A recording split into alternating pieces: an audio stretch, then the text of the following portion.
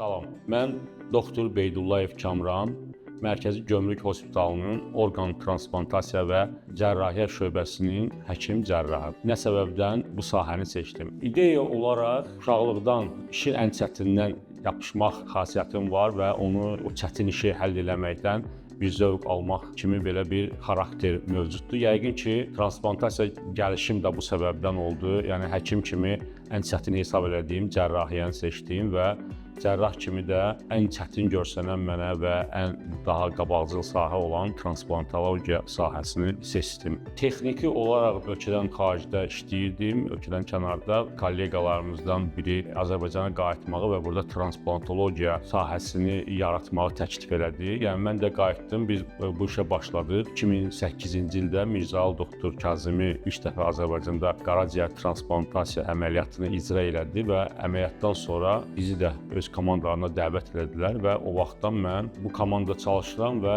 transplantasiya ilə məşğulam.